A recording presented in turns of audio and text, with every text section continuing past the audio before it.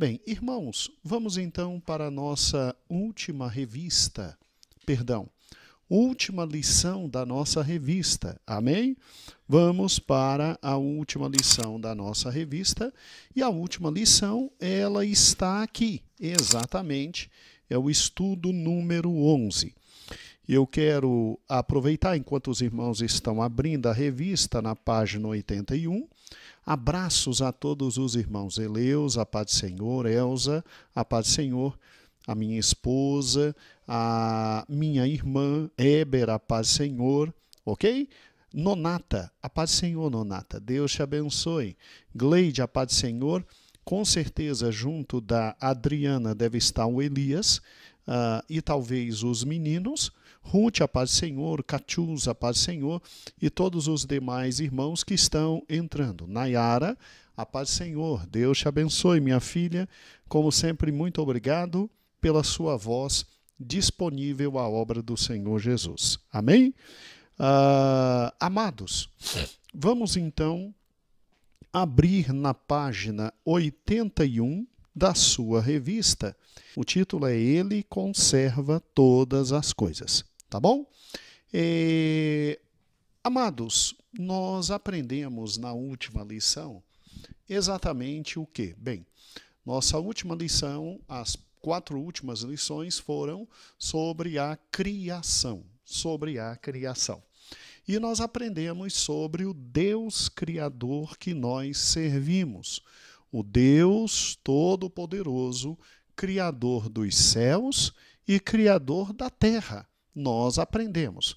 E nós louvamos ao Senhor nosso Deus pelo fato de sua misericórdia, Ele, Elohim, Deus Pai, Deus Filho e Deus Espírito Santo, ter criado todas as coisas. É interessante que durante toda essa semana, a primeira semana, pastor Fernando nos abençoou com 2 maravilhosas lições. Pastor Arnaud também nos abençoou com 2 maravilhosas lições. E Arnaud não, é Cristiano. Obrigado, mamãe. Pastor Cristiano nos abençoou com 2 maravilhosas lições e nós fomos a fundo sobre a questão da criação. O vídeo de sábado é exatamente o estudo que nós demos na quarta-feira. Então, na quarta-feira, nós aprofundamos bastante a questão de por que foi escrito o capítulo 1. Quem foram os primeiros a entender, discernir e ler. E como é que eles leram e qual foi o impacto de Gênesis capítulo 1 e Gênesis capítulo 2 naquele exato momento histórico. E este mesmo estudo quarta foi reproduzido no sábado. Nós praticamente faremos sempre assim. Um ou outro sábado que mudaremos, mas pegaremos sim sempre o estudo de quarta, que é um estudo mais denso e mais aprofundado de Gênesis, e colocaremos no sábado para que aqueles irmãos que não assistiram tenham a oportunidade de assistir. Fica na nossa playlist. Muito bem. A lição de hoje nós vamos dividir em 3 domingos. Por quê? Por uma razão simples. Então será hoje e nos 2 próximos domingos. A razão é extremamente simples. Nós estamos diante de uma das doutrinas mais importantes da palavra de Deus, meus irmãos, e uma das doutrinas menos conhecida. Uma das mais importantes e uma das menos conhecidas. É incrível, meus amados irmãos, como há um desconhecimento muito grande no tocante à doutrina da providência. A doutrina da providência. É muito interessante. A gente sabe tudo sobre salvação, a gente sabe tudo sobre redenção, a gente sabe muito sobre expiação, mas ninguém se dedica e se aplica à doutrina da preservação. É por isso que quando aparece um vírus como esse, o povo pergunta, onde é que Deus está? Cadê Deus? Óbvio que vai perguntar onde Deus está e cadê Deus? Não sabe a doutrina da preservação. Não conhece uma das doutrinas mais importantes da palavra de Deus. Hoje, nós vamos começar. No domingo que vem, nós vamos ver a questão da preservação geral e no outro domingo nós vamos ver a questão da preservação especial. Então hoje eu quero trabalhar com você especificamente na página 82 e na página 83 e eu vou precisar das duas páginas aí. Então já abra página 82, página 83. Em que consiste a doutrina da preservação? A doutrina da preservação é extremamente simples. Ela diz como axioma máximo, ou seja, se pudéssemos reduzir a grandiosa doutrina da preservação numa única frase, ela seria exatamente assim: Elohim não somente criou, mas também cuida de todas as coisas. Elohim não somente criou, mas continua cuidando de todas as coisas. Então, quando você se assusta com a criação, quando você olha para a criação e você diz assim, que coisa fantástica o que Deus fez. E você estuda que foi Deus Pai, Deus Filho e Deus Espírito Santo que criou, e está tudo na playlist. Pode voltar, todos os estudos estão lá, nós fomos a fundo nesse ponto. E estamos essa semana também estudando em Gênesis exatamente isso, você fica assustado e você fica assim, meu Deus do céu, que Deus extraordinário, que coisa fantástica Elohim fez. Agora, para quem não sabe, Deus não somente criou e deixou solto o mundo ao seu bel prazer.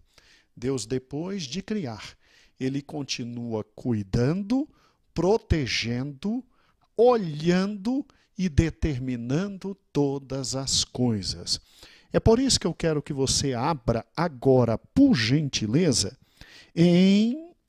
na página 82, por gentileza, abre na página 82 e acompanhe o estudo comigo. Leia comigo parte da introdução. Olha o que diz.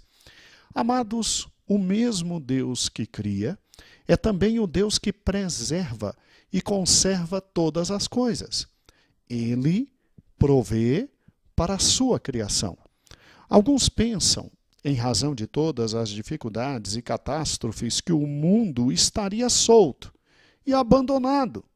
Muitos pensam que, mesmo tendo criado, Deus resolveu se afastar do universo. Usam até uma analogia, a do relojoeiro. Você já ouviu falar da analogia do relojoeiro? Eles dizem assim, que Deus, como um fantástico relojoeiro, criou o mundo como um relógio, né? Com todo o mecanismo, algo fantástico. Não tem como dizer que o mundo não foi criado por Deus. Mas que Deus deu corda e largou. Deus deu corda e largou, né? E a doutrina da providência não diz isso.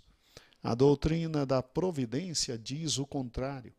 A doutrina da providência diz que Deus não é um relojoeiro, que Deus é um comandante de um grande navio chamado universo. Que primeiro ele constrói todo o navio e depois dele construir o navio, ele simplesmente, como capitão e comandante, ele assume o leme do navio e ele vai direcionando o navio até chegar aonde ele quer que chegue. E aí a velha e boa briga, né? É óbvio. Só existe duas possibilidades de enxergar Deus. Ou como o relojoeiro, que criou Deus, céus e a terra, e deu corda e deixou a terra vivendo solta e livre, e que não intervém, e que deixa as coisas continuarem, até porque ele criou as leis naturais para que tudo siga, ou então como esse grande comandante desse navio. Deus, depois de construir todo o navio chamado universo, ele vai para a cabine de comando e ele mesmo está no leme dirigindo todo o navio. A Bíblia, ela nos faz acreditar na segunda analogia, não na do relojoeiro, mas sim do comandante do navio. Ele que conhece o navio por todos os caminhos. Ele que conhece o navio de todos os seus compartimentos e em todos os compartimentos, porque ele criou o navio, ele agora está na cabine de controle guiando todo o barco. É óbvio que quem não crê que Deus é um Deus de providência, e na doutrina da providência, indaga de forma muito séria. Não é maldosa a pergunta é séria e tem que ser respondida por nós. Então, por que o mundo está a catástrofe que está? Então, porque o mundo está tão ruim como a gente está vendo? Em segundos, eu respondo esta pergunta. E creia, estaria muito pior se Deus não estivesse no controle. Antes, porém, de ir a fundo nesta pergunta, eu preciso que você abra comigo no Salmo 106. Abra no Salmo 106. Olha que interessante. Nós precisamos olhar para a palavra de Deus e entender a palavra de Deus, compreendendo a palavra de Deus como ela é. Abra comigo no Salmo 106, ele diz assim: louvai ao Senhor, porque Ele é bom, e porque a sua benignidade é para sempre. Presta atenção. No Salmo 106, o original, bom, é de uma elevação e de um ponto moral tão extremo que só Deus é bom. Só Deus é bom. Uma das características de Deus é a bondade. E em Deus a bondade é tão extrema, tão alta, tão elevada, que o máximo que eu e você, meu amado irmão, temos é lampejos de bondade. Jesus, ele diz isso de forma muito direta, dizendo assim: vós sendo maus. Então, Jesus, quando olhou para mim, para o Gil, Jesus disse assim para nós dois, que eu e você somos mal. Então, Jesus disse assim: o Gedeãozinho e o Gil, sendo maus, ainda sabem dar bons frutos, boas dádivas a seus filhos. Boas dádivas. Quer dizer, a nossa bondade, Gil, a minha e a sua, e a do Heloís, é um nada diante da bondade de Deus. Bondade perfeita e absoluta só de Deus, Gil. E aí o que acontece? Aí a gente entende que eu e você, Gil, nós temos uma bondade que é parcial, uma bondade que é volúvel, uma bondade que só é boa enquanto os outros são bons com a gente. Quando os outros são ruins com a gente não é bom, Gil. Nem eu, nem você, nem o Heloís, nem ninguém. Porque bom mesmo, só Deus. Bom, só Deus. Agora presta atenção. O substantivo bom aqui, no original hebraico, ele é inatingível por todos nós homens. Em Deus há a bondade extrema, a misericórdia extrema, a benignidade extrema. Por isso que ele é bom e a sua benignidade dura para sempre. Um dia chegaram perto de Jesus e disseram assim: bom mestre.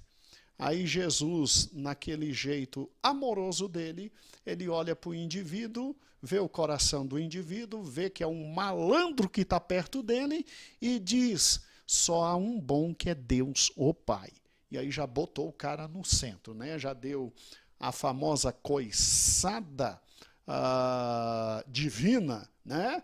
Porque Deus não brinca de ser Deus, não. Não chegue perto de Deus pensando que vai ter aprovação sempre. Não. Quando Deus tem que bater, Deus bate e não brinca, não. E aí, depois da maravilhosa coiçada divina, o cara ficou na dele, né? E aí Jesus diz, ó, bom, num sentido mais profundo. Ali Jesus não usa mais o aramaico, ele usa o grego. E aí é uma bondade mais elevada, de tal forma que ninguém alcança.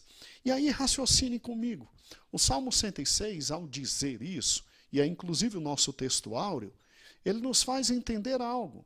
Será que um Deus bom criaria e deixaria o mundo ao léu?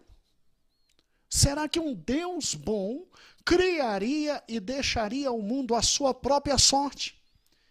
Só o fato de Cristo ter vindo e se tornado homem e entrado no mundo já é a maior das provas da providência de Deus, de que Deus não abandonou o barco. Ao contrário, ele está no controle do barco e ele guia este barco com sua bondade e com a sua benignidade. E depois em casa, leia, por gentileza, o Salmo 106, porque o Salmo 106 é muito interessante.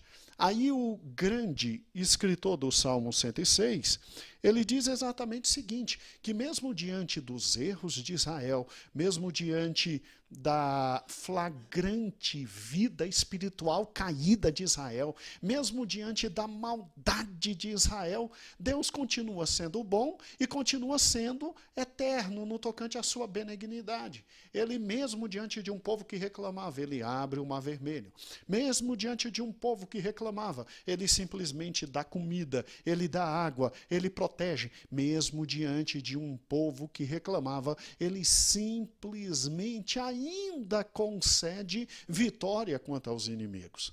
Então, olha que interessante, o Salmo 106, ele nos dá a perfeita noção de que Deus não somente cria, mas que Deus continua ao lado da sua criação. Daí a doutrina da providência. A doutrina da providência. Então, raciocine comigo. O que é a doutrina da providência? A doutrina da providência é aquela que diz que Deus, após criar, ele cuida de tudo o que ele criou. Ele, após criar, ele cuida de tudo que ele criou. E que Deus é esse que cuida? É Deus Pai, Deus Filho e Deus Espírito Santo. Além de criar, ele cuida. Deus Pai, Deus Filho e Deus Espírito Santo. Vá comigo lá na página 82, lá no último parágrafo mesmo. Abra, por gentileza, comigo, lá no último parágrafo. Vamos juntos? Pega aí comigo, por gentileza. Abriu. Vamos lá. Ponto 2, doutrina da providência. O que é? Vem a pergunta, o que é a doutrina da providência? A doutrina da providência pode ser assim definida: como cuidado de Deus, como supervisor e guardião de toda a criação. Já pensou nisso? Deus tem um cuidado especial com toda a criação. Ele faz questão de supervisionar, ele faz questão de guardar, ele faz questão de proteger.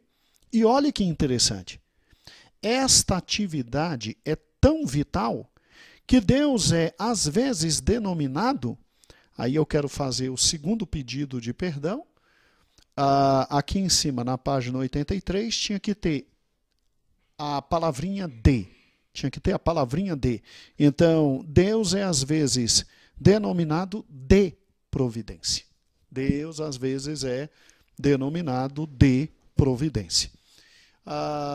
Como assim, professor? É fácil, extremamente fácil. Em Gênesis, capítulo 22 e 14, Deus se apresenta como Jeová Jiré. E Jeová Jiré é exatamente um dos nomes de Deus. Jeová Jiré é o Senhor proverá. O Senhor proverá. É aquele momento em que o Senhor provê a Abraão exatamente um cordeiro. É aquela história linda e maravilhosa em que você tem exatamente Isaac sendo requerido por Deus em sacrifício. E aí Isaac olha para Abraão e diz: pai, a gente tem tudo. Tem o cutelo, tem o fogo, tem o altar, tem a lenha, mas cadê o cordeiro? E aí Abraão olha para Isaac com o coração apertado e num ato de fé extrema, ele diz: filho, Deus para si proverá o cordeiro. Profetizando sem saber, talvez, de Jesus Cristo. Porque a Bíblia diz em Hebreus que Abraão ia sacrificar seu filho. Ele ia, porque ele cria que seu filho seria ressuscitado. Era assim que Abraão cria. Então, Hebreus joga luz sobre Gênesis, nos fazendo entender por que Abraão iria matar seu filho. Mas Deus provê. Então, desde Gênesis 22 e 14, Abraão já nos traz a noção de um Deus que cuida, um Deus que provê, um Deus que não somente tinha criado, mas que também é Deus de providência. O Senhor proverá. O Senhor proverá. E aí eu preciso que você agora, obviamente, entenda que essa ideia de um Deus que não somente cria, mas que cuida de todas as coisas, continua durante toda a palavra dele. O que não falta, amados irmãos, são versículos mostrando que Deus está no controle de tudo e que é um Deus que cuida de tudo. Mas, pastor, por que a coisa está como está? Calma, eu já chego nesse ponto com você. Eu quero antes que você leia comigo a página 83, tá bom? Então, lá na página 83, vá comigo agora, depois que está aí, ó, Gênesis 22 e 14. Gênesis 22 e 14. Acompanhe comigo. O cuidado e a proteção constantes de Deus, numa multiplicidade de formas, colocam-se no centro da doutrina da providência. Olha que fantástico. Deus é compreendido na providência como aquele que está intimamente interessado em sua criação. Ele não criou um mundo para depois abandoná-lo à própria sorte. Muito pelo contrário. O Deus atestado na Escritura é aquele que está dirigindo todas as coisas até o seu cumprimento final. Você ouviu o que eu lhe falei? Há um Deus que está, depois que construiu o universo, e que nós o colocamos agora numa figura de um barco, um grande transatlântico. Ele está na cabine de controle, no leme, dirigindo esse barco até o final. Pastor, como assim até o final? Se você não sabe, meu amado irmão, existe um livro na Bíblia chamado Apocalipse. E o Apocalipse diz o final de todas as coisas. Eita, pastor, como é que vai ser o final de todas as coisas? Fácil.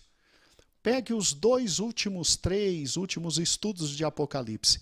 Pastor Elias Santana, de forma maravilhosa, nos falou do novo céu, nos falou da nova terra, nos falou de tudo que está esperando. Deus está conduzindo o mundo para chegar lá, para chegar exatamente lá. E eu acho lindo isso, na medida em que nós temos um Deus que já nos contou o futuro de todas as coisas. Tudo bem que até chegar lá, o mundo vai passar alguns apertos. Aí, se você quiser saber a parte dos apertos, das dificuldades, aí você assiste todo o estudo do Apocalipse. Pode ficar tranquilo. Todo o estudo do Apocalipse está lá no nosso YouTube, lá na página. Pastor Eber, me faz só um favor, coloque o link aqui para os irmãos que desejarem acessar, os irmãos acessam direto, tá bom? E agora, Deus já falou tudo o que vai acontecer. E Deus em pessoa coordena todas as coisas da cabine de comando para chegar até lá. Ah, pastor, então estou começando a entender porque o mundo está um pouquinho difícil e ficando cada vez mais difícil. Sim, é porque antes de chegar na Nova Jerusalém, Deus falou que vem um tal de anticristo. Deus falou que o mundo vai ter problemas sérios. Deus falou guerras, terremotos, maremotos, tem toda a primeira parte do Apocalipse. E aí você tem do Apocalipse, do capítulo 4 até o capítulo 20. E aí é muita coisa. E tudo está sendo comandado por Deus para que chegue e aconteça. Gente, é sério, não é brincadeira não. Para que chegue e tudo aconteça. Quando você abre no livro de Isaías, é muito interessante o livro de Isaías, porque é um dos livros mais fantásticos da palavra de Deus. Abra Isaías capítulo 55, vamos para Isaías capítulo 55. Eu vou pegar do versículo 10. Olha o que diz o versículo 10. Porque assim como descem a chuva e a neve dos céus, e para lá não tornam, mas regam a terra, e fazem produzir e brotar, e dar semente ao semeador, e pão ao que come, olha que interessante, assim será a palavra que sair da minha boca. Ela não voltará para mim vazia, antes fará o que me apraz, e prosperará naquilo para que a enviei. Você está vendo tão sério que é a palavra de Deus? A palavra de Deus não é brincadeira, não. O próprio Deus está dizendo em Isaías, olha, assim como a chuva cai tem uma finalidade, a minha palavra, quando sai da minha boca, tem finalidade. Então, ela não voltará vazia, ela vai se cumprir, porque eu sou Deus. E Deus faz isso desde o Gênesis, quando ele disse, haja luz e houve luz, haja separação e houve separação. Deus já determinou, irmãos, todas as coisas. A gente estudou junto, versículo por versículo, capítulo por capítulo, do livro de Apocalipse. E Deus está no controle de tudo, guiando tudo até o Apocalipse, irmãos. É por isso que às vezes a gente tem a sensação de que está tudo meio estranho, mas é que o próprio Apocalipse já avisou que viria lá na frente. Então, para nós, não é nada estranho. É tudo cumprimento da palavra de Deus. Deus dirige todas as coisas. E não se esqueça, o Deus que dirige é bom. E Ele está dirigindo nossa vida para que se cumpra lá o Apocalipse nos últimos capítulos. Novo céu, nova terra, cidade eterna, felicidade eterna com Deus. Então, Deus não está ausente. Deus não está ausente. Leia agora comigo, por gentileza, o último parágrafo aqui da coluna esquerda da parte 83. Leia comigo. Olha que interessante. Então, a providência é muito mais do que só um cuidado geral de Deus por sua criação. Não. Deus colocou como quem cuida da criação o homem. Ele é que traz um cuidado geral. Muito obrigado, Everson. Ele é que traz um cuidado geral. Quem está no comando é Deus. Nós temos um cuidado geral porque nós não enxergamos direito, nós não entendemos direito, nós não vemos direito, nós não discernimos direito. Mas Deus? Deus está no controle. Então, olha que interessante. A providência é muito mais do que só um cuidado geral de Deus por sua criação. Com certeza, é adequado dizer que Deus tem interesse benevolente, bom, por todas as suas criaturas. Entretanto, da mais profunda importância é o seu cuidado particular por todas elas. É por uma a uma, pois, de fato, conforme declara Jesus, até com respeito aos pardais, nenhum deles cai no chão sem consentimento do Pai de vocês. E com respeito aos seres humanos, até os cabelos da cabeça de vocês estão todos contados. Deus, em sua providência, está interessado nas minúcias da sua criação. Que ser fantástico, né? Irmãos, a gente tem que ler grandes livros de teologia.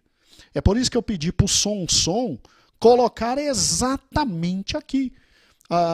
uma página onde esse livro de teologia está mais barato. E muito obrigado, Sonson. Olha que interessante. O professor Rodney Williams, ele tem um dos livros mais importantes de teologia e a perspectiva dele é pentecostal. Tá, tudo bem que a gente não vai concordar 100% com tudo que um teólogo escreve, até porque ele é humano como a gente, mas é um livro fantástico de onde eu tirei aqui todo o estudo da providência. E eu indico, irmãos, adquiram. É fantástico. Olha o que esse homem colocou. E ele tem certeza. Olha que interessante. A doutrina da providência não é só aquela doutrina que diz assim, ai, Deus está olhando, ai, Deus está cuidando, ai, Deus está velando. Não, não, não, não, não. Não é isso. Preste atenção. A doutrina da providência é muito mais. Deus tem compromisso com a palavra dele. E Deus trouxe sua palavra. E Deus vai cumprir sua palavra. Ela não voltará vazia. Significa que Deus está no comando do universo e de todas as coisas para cumprir sua palavra. E isso implica no fato dele cuidar de todas as coisas com todas as minúcias. A gente mal olha para lírio do campo e Deus está olhando e vendo e dizendo até onde vai a vida deles. A gente não se importa com pardal, convenhamos. Deus, além de ter feito todas as espécies de pardais, Deus ainda cuida de um por um. Você sabia que só de maçã nós temos mais de 7.000 espécies? E Deus cuida de cada uma. Tudo para cumprir sua palavra. Você sabia que os cabelos da sua cabeça e da minha cabeça, Deus conhece um por um? Você entendeu o nível de detalhamento do cuidado de Deus? Então, raciocine comigo, por gentileza. Volte aqui na página 83. Volte na página 83. Veja o ponto de amarelo aqui e veja quão sério é esse fato. Olha que fantástico. Bem, mal iniciamos e já temos uma perfeita noção de que a doutrina da providência vai contra o deísmo. O que é o deísmo? Deus criou o mundo como relojoeiro, deu corda e deixou sozinho. Não, Deus não está distante. Deus nunca foi distante ou desinteressado em relação à sua criação. Sim, leis foram estabelecidas por ele, como, por exemplo, a lei da gravidade. Mas o Deus Criador acompanha todos os dias todas as suas criaturas. Não temos um Deus distante e desinteressado. Glória a Deus. Muito ao contrário, a criação é diretamente sustentada por Ele. Louvado seja o nome de nosso Senhor e Salvador Jesus Cristo. Olha que coisa fantástica. Olha que coisa fantástica. Agora, vamos explorar dois textos que são essenciais para finalizarmos o primeiro estudo sobre a doutrina da providência.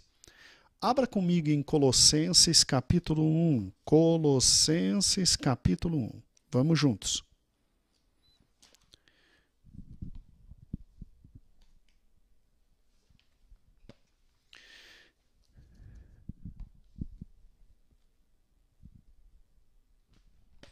Quando você abre Colossenses capítulo 1, você tem exatamente o nosso Deus amado trazendo uma das mais ricas, e esse é um dos mais ricos textos na relação Jesus e o Pai e Jesus, tá? E aí eu quero, em Colossenses 1, capítulo 1, exatamente versículo de número 12. ler com você o seguinte. Então, Colossenses capítulo 1, versículo 12, diz assim: dando graças ao Pai, que nos fez idôneos para participar da herança dos santos na luz. Versículo 13.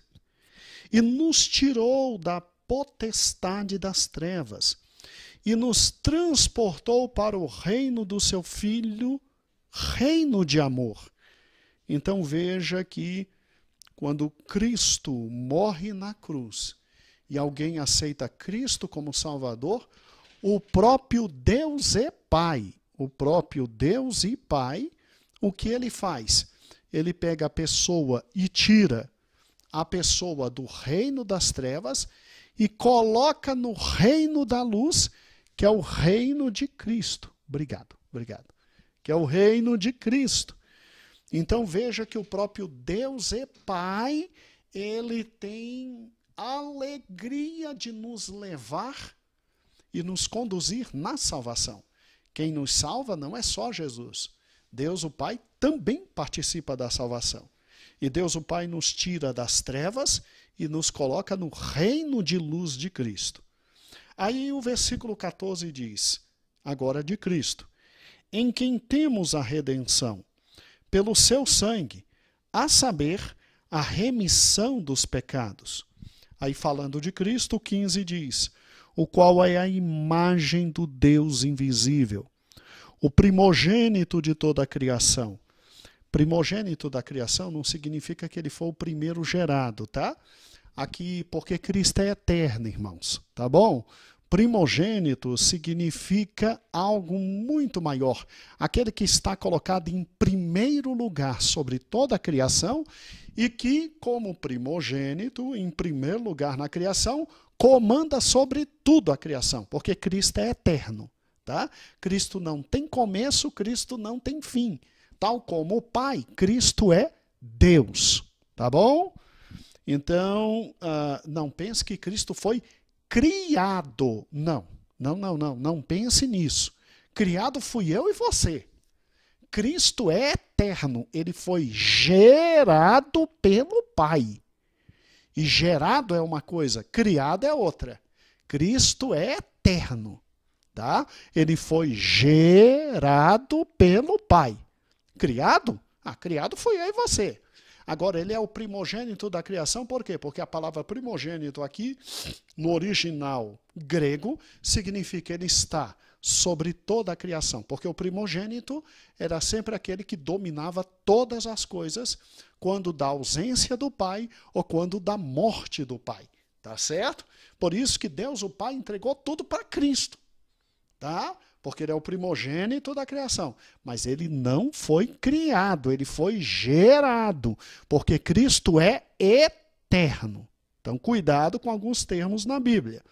E aí, aqui diz exatamente o seguinte, ó. Primogênito de toda a criação. Aí o versículo 16, é isso que eu quero. Porque nele foram criadas todas as coisas. Em Cristo foi criado tudo. Isso aqui me faz lembrar João, né? No princípio era o verbo estava com Deus e o verbo era Deus. Todas as coisas foram feitas por ele. E sem ele, nada do que foi feito se fez. Então, é por isso que o texto aqui diz, nele foram criadas todas as coisas que há nos céus, na terra, visíveis e invisíveis. Então, presta atenção, nada escapou de Cristo. Tudo veio a ser e tudo veio a existir porque Cristo criou. Até aquilo que eu e você não conhecemos, até aquilo que a ciência não conhece, até aquilo que ainda não foi descoberto, Cristo, além de conhecer, saber, Cristo criou. Por isso que ele é o primogênito de tudo. E aí, olha que interessante, ó. Todas as coisas visíveis e invisíveis, o que a gente nem vê, ele criou. Tronos, dominações, principados, o que a gente não vê, ele criou. Sejam potestades, tudo foi criado por ele e para ele. Tudo foi criado por quem? Por Cristo. E foi criado para quem? Para Cristo. Por isso que o papai, quando falava da tentação de Cristo, o papai dizia que Jesus, quando olhou para o diabo e diz assim, ó diabo, só a Deus adorarás e a ele prestarás culto, Jesus estava falando o que para o diabo? Ô diabo, como o papai dizia, deixa de ser besta. Eu sou o teu Deus. Eu criei tudo, inclusive você, seu malandro, fui eu que te criei. Não é eu que tenho que te adorar, é você que tem que me adorar. É por isso que o papai interpretava aquele ponto exatamente dessa forma. E está correto. O diabo foi muito petulante, querendo a adoração de Cristo no deserto. E Cristo disse, ô diabo, só a Deus adorarás?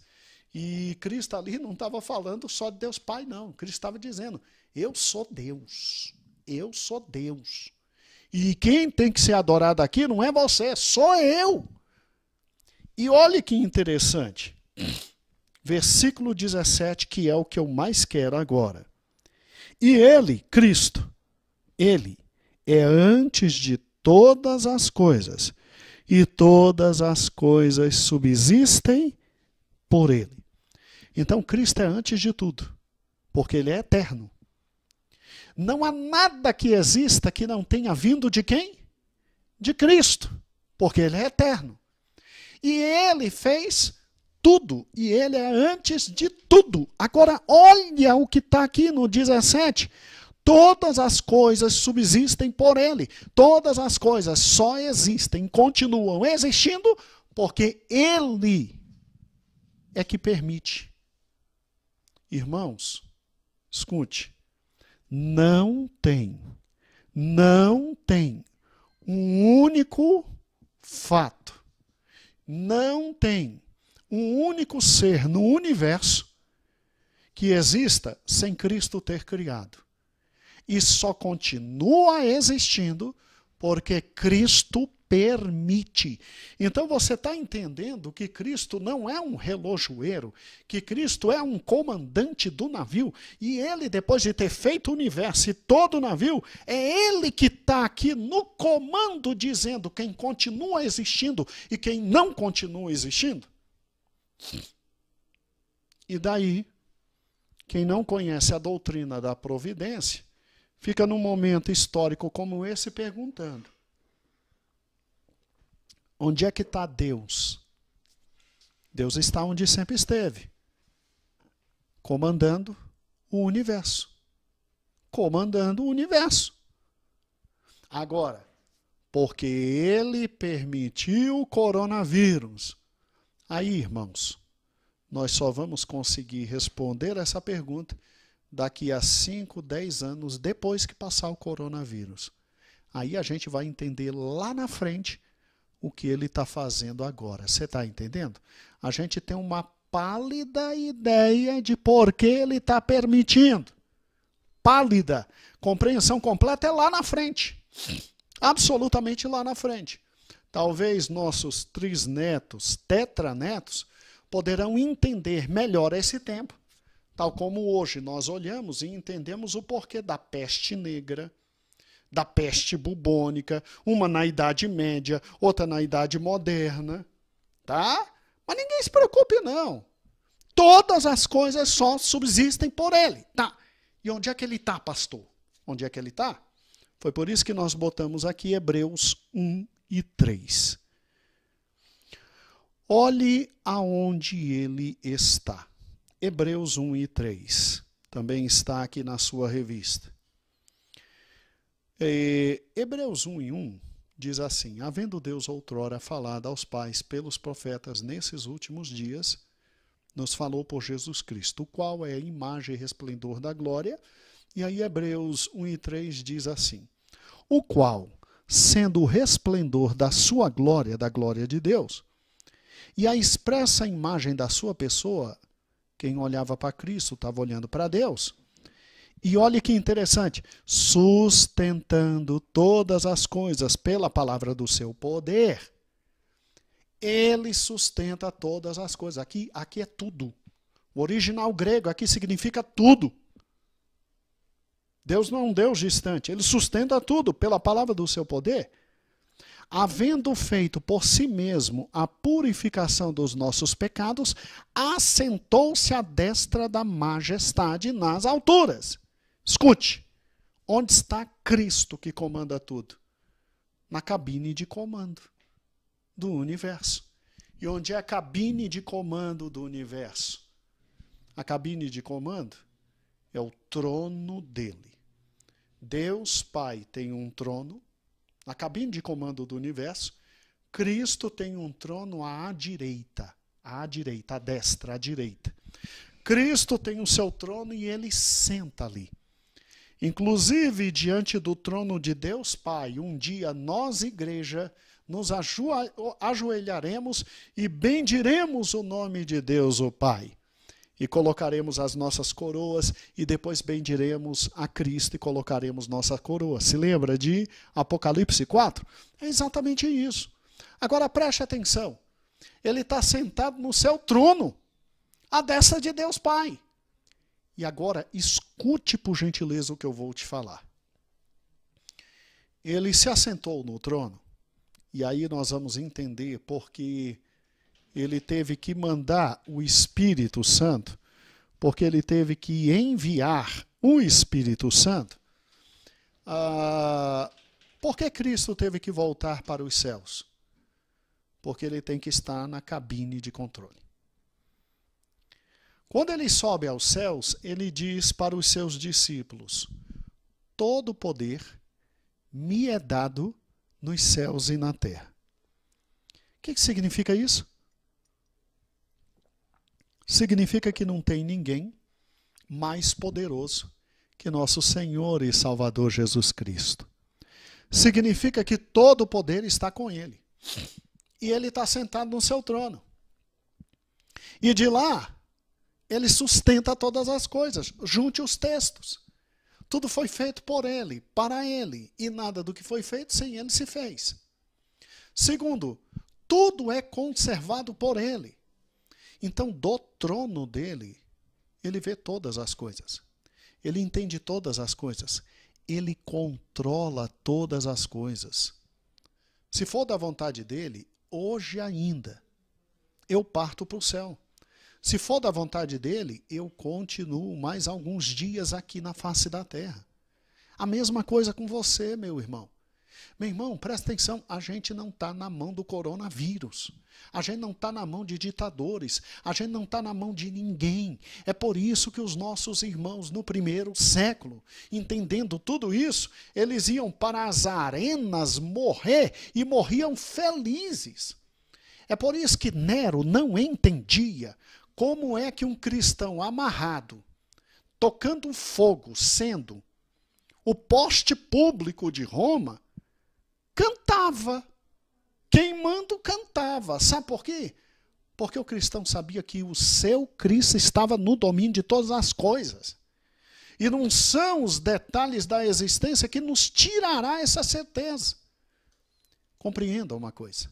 Entenda uma coisa. Ele está no seu trono, governando absolutamente tudo. E ele está levando o universo até o cumprimento final da sua palavra. Ele prometeu que não passaria um tio e um J sem se cumprir. E ele mandou o Apocalipse. E vai se cumprir. E não tem para onde correr, meu amado irmão. Entenda isso. Compreenda isso. Agora presta atenção. Isso aqui é uma dedução minha. Isso não está no texto. Isso é uma dedução minha. Então não sai por aí dizendo que isso é verdade, não. Isso é uma ideia minha. Raciocine comigo, por gentileza. Porque Deus está ao lado do seu Filho, Deus Pai, e ao lado está Deus Filho controlando todas as coisas. Porque a impressão que nós temos é exatamente o seguinte: que todas as decisões que Cristo toma é produto de consenso entre ele e o Pai. Daí um trono está do lado do outro. Daí um trono está do lado do outro.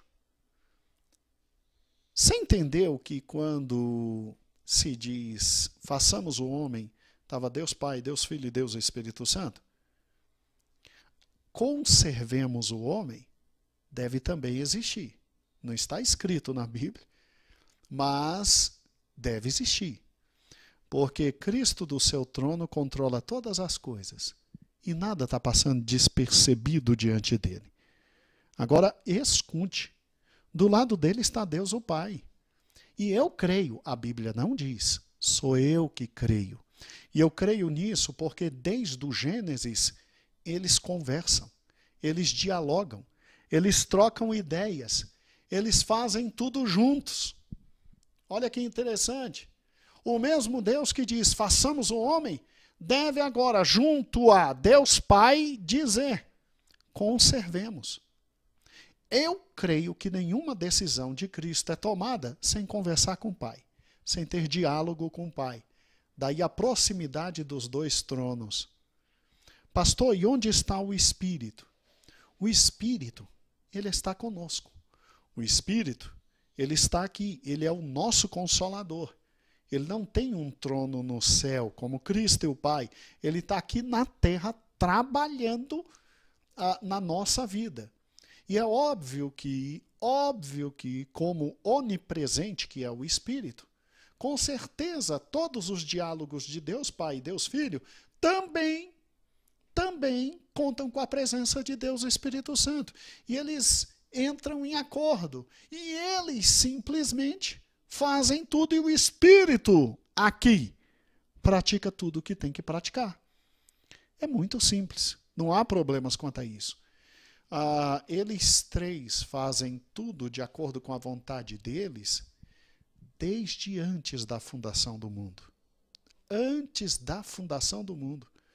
Porque Cristo já era o Cordeiro abatido e morto e sacrificado antes que o mundo existisse. Então, agora, isso é um pensamento meu, ninguém precisa pensar como eu. Isso sou eu que penso. Ao ler esses textos, é uma dedução minha. Agora, para terminarmos, vamos, por gentileza, para Gênesis. Vamos, por gentileza, para Gênesis, capítulo 1. Gênesis, capítulo 1, a partir do versículo 26, você tem a criação do homem. E depois que o homem é criado, Deus então simplesmente coloca no homem exatamente o poder de domínio e o poder de gerência sobre a criação. Isso você vê em Gênesis capítulo 1, versículo 28, 29, 30 e 31. Lá diz assim, 27. E criou Deus o homem à sua imagem. A imagem de Deus o criou. Macho e fêmea os criou. E Deus os abençoou e disse, frutificai, multiplicai-vos, enchei a terra, sujeitai-a e dominai sobre os peixes do mar e sobre as aves do céu, sobre todo o animal que se move na terra. E o versículo 28, então, nos traz a noção exata e absoluta que Deus deixou um administrador aqui na terra. E é óbvio, Deus deu poderes a este administrador. Então veja que mesmo Cristo regendo tudo da cabine de controle e não deixando nada passar despercebido, Cristo tem na terra quem? Cristo tem na terra um administrador, que é o homem. E daí o problema. Porque esse homem, conforme vamos ver na leitura diária da semana que vem, este homem caiu. E este homem, infelizmente, ao cair, este homem passou a ser dominado por tudo o que há de mal. E aí começou cada um dos problemas que nós temos até hoje. Até hoje. Então, olha que interessante, olha que interessante. Se você pensar e raciocinar, esse foi um dos motivos pelos quais Cristo veio. Para redimir a alma humana E para hoje, por intermédio de lavados e remidos no seu sangue, ter de novo administradores de tudo que existe. É por isso que um crente, ele não estraga comida. É por isso que um crente, ele não joga fora dinheiro. É por isso que um crente, ele cuida de animais, ele não maltrata. É por isso que um crente, ele cuida da natureza, ele não maltrata. É por isso que um crente, ele simplesmente cuida de todos os fatos que estão ao seu redor e administra, sim, para a glória de Deus. Para a glória de Deus. Esta é uma das funções da igreja, de simplesmente administrar tudo que Deus deu. E aí é por isso que a gente não participa de uma série de fatos horríveis, irmãos. E não está perto de uma série de fatos horríveis que agridem tudo aquilo que Deus criou e tudo aquilo que Deus fez. Agora, tem que compreender também, de forma absoluta, que Deus não perdeu o controle de absolutamente nada. Mas que, ao mesmo tempo que você tem administradores à altura de Deus, que é a igreja, você tem também administradores que não são dominados por Deus. E aí se levam por quem? Sim, pelo diabo. E daí o que você vê? Daí o que você vê. Amados, não obstante os administradores, Deus sempre cumprirá a sua palavra. Deus sempre cumprirá a sua palavra. Muito bem. Louvado seja o nome de nosso Senhor Jesus Cristo e louvado seja o nosso Deus pela sua palavra esta manhã. Então, lembre-se disso. Deus não é um relojoeiro como querem que a gente creia que Ele é. Não, de maneira alguma. Ele não deu cordas no mundo e deixou solto. Não, Ele é o comandante desse grande navio e Ele levará esse grande navio até que tudo chegue ao seu absoluto controle. Então, a Terra tem destino, tá? Para quem não sabia, Deus está no controle. A Terra tem futuro, tem destino e tem alvo. E é o próprio Cristo que está comandando tudo para que chegue lá. E quem quer saber qual é o alvo, destino e o fim de todas as coisas, então assista, por gentileza, todo o nosso estudo de Apocalipse. Ai, pastor, eu quero pular tudo, eu só quero o final. Tá, então se você só quer o final, assista os 3 últimos estudos de Apocalipse, tá bom? E Deus vai te abençoar. Amados irmãos, começamos a doutrina da providência, uma das menos conhecidas e uma das mais importantes. E só pelo que estudamos hoje, e ainda vamos estudar em 2 domingos, você já viu que você tem que sim lavar as mãos, tem que sim cuidar da higiene.